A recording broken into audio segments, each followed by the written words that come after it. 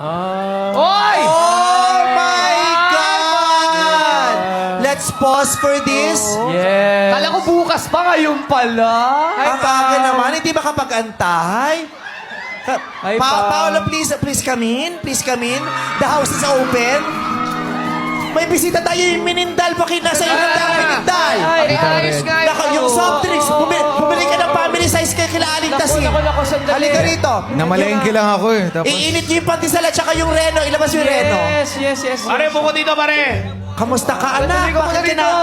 Ano ba? Pare, Kamusta ako mo? nga. Bakit ka naman na ano rito? Napagalaw. Buko lang, pare. Sino bang binibisita mo rito?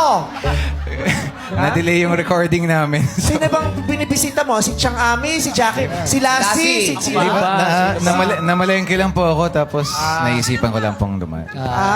Buko lang, pare. Pasensya ka na kasi nagtatrabaho kami, ha? Pasensya na. Magtatrabaho lang kami. Teka lang, nakakahiya naman ka. Kim, pakiasikaso ang bisita. Kami lang bahala sa... may bisita tayo.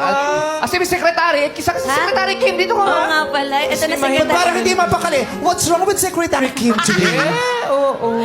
Ba't nakatayo lahat dito sa bahay? Oo. Meron na tayo May bisita tayo. Jackie, may bisita. Itali mo na yung aso. Yung aso itali mo na.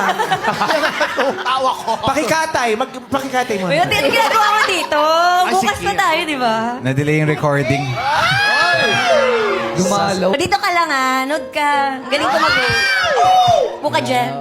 Gusto mo ba tumabi muna? Dito na ako. Diyan ka naman kami na nga dito Kami naman magtatrabaho. trabaho. Asikasuhin mo na yung boss mo. Buko lang. Aray, aray.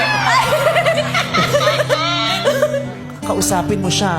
Ano sabihin ko? Pakisamahan mo siya. Tandaan mo, siya ang makakapag-aahon sa atin sa kahirapan. Nakasanla pa ang kalabaw. Ha? Ba't wala na umupo? Ang tatay mo, ang tagal na sa hospital, hindi ko mailabas. Kaya tsikahin mo siya. Ano bang gusto mo? Kausapin mo yung anak ni Mayor. Ano gusto mo? Gusto ko lang naman yung magmamahal sa akin.